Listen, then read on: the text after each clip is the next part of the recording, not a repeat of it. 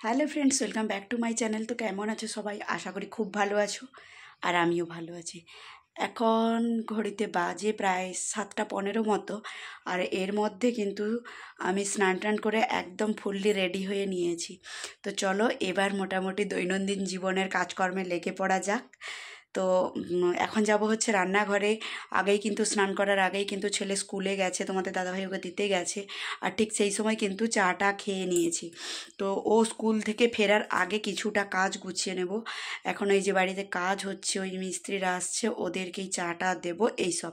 তো চলো গিয়ে তোমাদের সঙ্গে আবার রান্নাঘরে।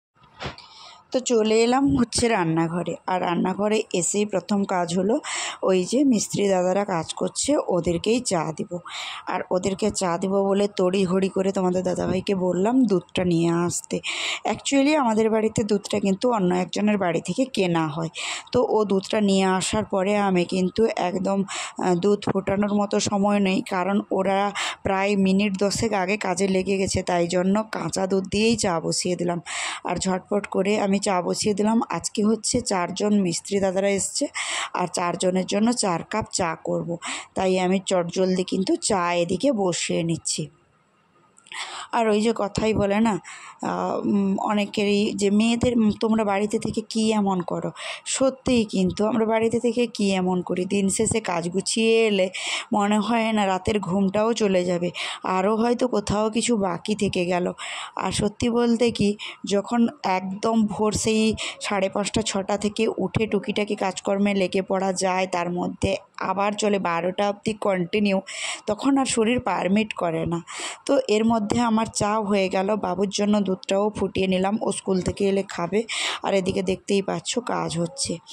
আর আজকে হচ্ছে বৃহস্পতিবার, কারণ আমাদের বাড়িতে নিরামিষ খাওয়া হয়, তাই জন্য মিস্ত্রি দাদাদের কি দিয়ে মুড়ি দেবো। তো ভাবলাম একটু বেগুনি ভাজবো, তারপর ভাবলাম বেগুনি করতে গেলে অনেকটা সময়ের ব্যাপার, আমার হাতে একটু সময় কম ছিল আজকে, কারণ অন্যান্য একটু কাজকর্ম ছিল। তাই মিস্ত্রি দাদাদের চা দিয়ে এসে একটু আলু ভাজতে বসিয়ে দিয়েছিলাম।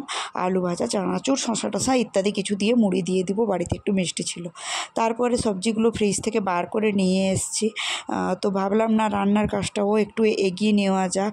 আর কি হয় জানো তো, কাঠের উনানে রান্না করলে রান্নাটা চটজলদি হয় এবং খুব তাড়াতাড়িও হয়ে যায়। সেই সঙ্গে কিন্তু গ্যাসে রান্না করতে গেলে খুব সময় সাপেক্ষ ব্যাপার।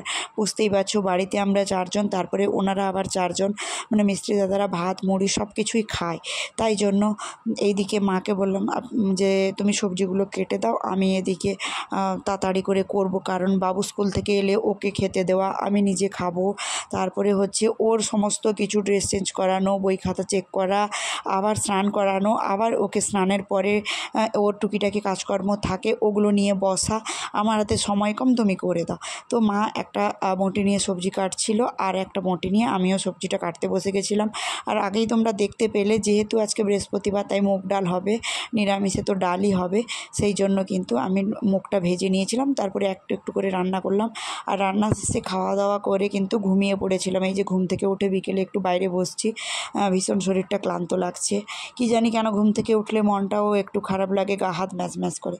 কিন্তু মন খারাপ কি আর করে থাকা যায়? দেখো এই যে কাণ্ড, পাশের বাড়ি একজন ভাসুরের ছেলে, আর ওর কাণ্ডটা দেখো। ও যেই দেখেছে ওর দাদা খেলছে, তো ও টুপটুপ করে রাস্তা পেরিয়ে কিন্তু চলে এসেছে, এসেই লেগে পড়েছে। সবে মাত্র 1.5 বছর বয়স, কিন্তু বুদ্ধিটা একবার দেখো, যেইখানেই দাদা সেইখানেই ও।